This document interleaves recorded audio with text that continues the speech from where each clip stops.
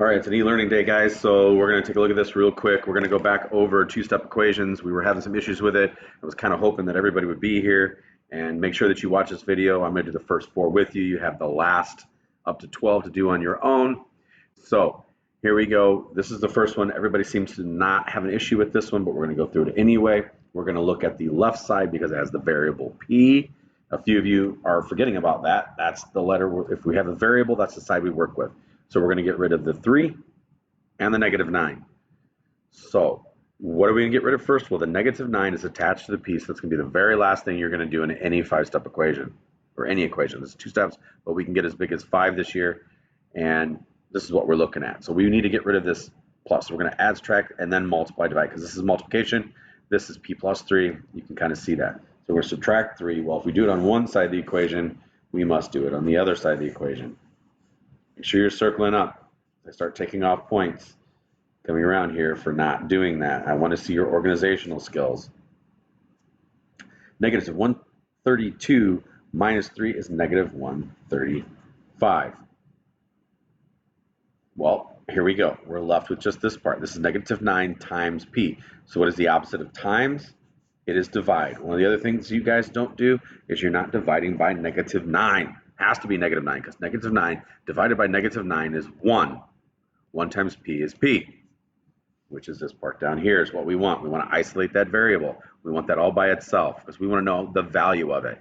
If you were to only put 9 down here on the bottom, you would have negative 9 divided by 9, and you would have negative 1, and you would have negative p. We don't want that. Anyway, what you do on one side, do on the other side, and then you take this, and these two cross off. We have negative 135 divided by negative 9, and that is 15. Some of you are forgetting to do the negative and a negative. If there's a negative on the top and a negative on the bottom of a division problem, it's going to be a positive answer. All right, moving on. Here's the one we have the issue with. Cover up some of that on the bottom there so you're not seeing it. Same thing. This 2 is attached. I know there's a division line, but we're attached to the r. That's going to be the last thing to go. We are only working on this side because there's the variable r. So we're going to add 7 since we're subtracting 7. If you look at that, r minus 7. All right. So we're going to add 7 to both sides. Well, here's the other side of the equation. We add 7 over there. The 7s are now gone. They're 0.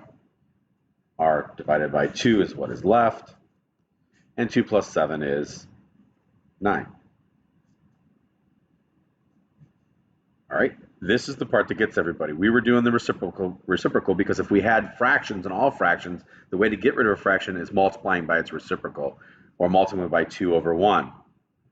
Well, because this is division, r divided by 2, we're going to multiply. Now, I'm just going to do this dotted because this is what we were doing before. We were putting that 2 over 1, and then the 2's canceled off, and then it's just, so basically it's that becomes 1, that becomes 1. We have 1 times r is r, 1 times 1 is 1, r over 1 is r. Well, all you have to say is, let's multiply both sides by 2, and that becomes r. And we're going to multiply by 2. I know, we were doing this part, where we were putting it over 1. And then we were taking the 9 and we were putting it over 1. But if they were fractions, you would need to do this. But since it's not a fraction, we don't. So basically, it's just 9 times 2, which is 18. And if we multiplied the 1 times the 1, we'd have 18 over 1, which is just 18. So just think of it this way, and I'm going to do the next one only doing the multiplication part of it and not the reciprocal part of it, because some of you, I think, are just not there, and we're not in school together to go over as much as we need to. Let's look at 3. 3 should be easy. Let's go through it quickly. There's n. It's over there on that side, on the right side. So we're going to only look at the numbers on this side. So we're going to get rid of the 3 and the 7. Well, the 7 is attached to the n.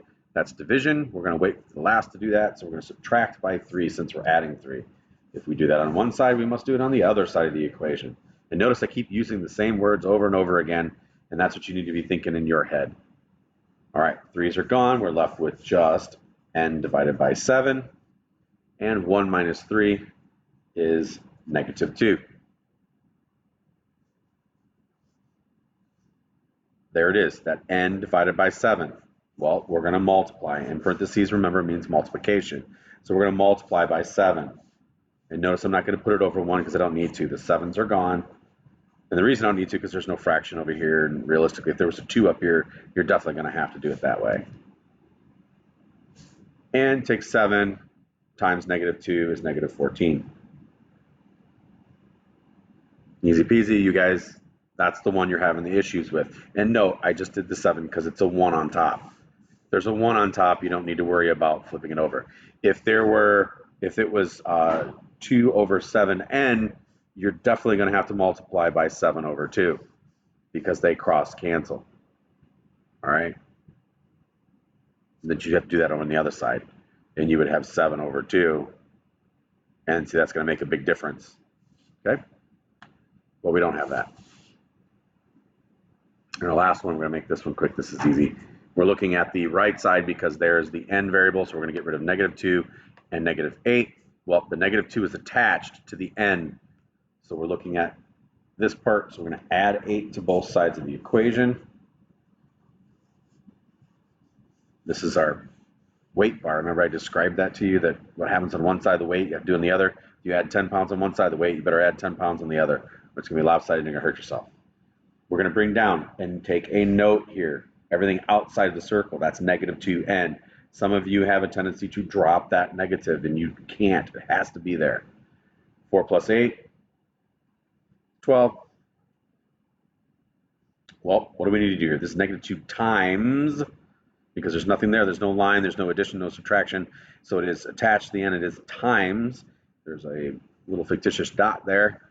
So we're going to divide, and that line means division. Guys, look at your division symbol. There's a dot on the top, which represents a number, a line, and a dot on the bottom, which represents a number. The numerator and the denominator, this is a division problem.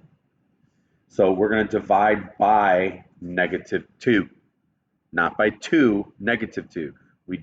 All we're changing is the operation. Here, this is not -8. We're counting that as a -8 plus 8. -2 times n, -2 divided by n. So remember that part. And 12 divided by -2 is -6. Our 2's are gone. We're left with just n. All right. If you don't get it, you can Google Meet with me at 1:50. Take care, guys. Hopefully we'll see you tomorrow.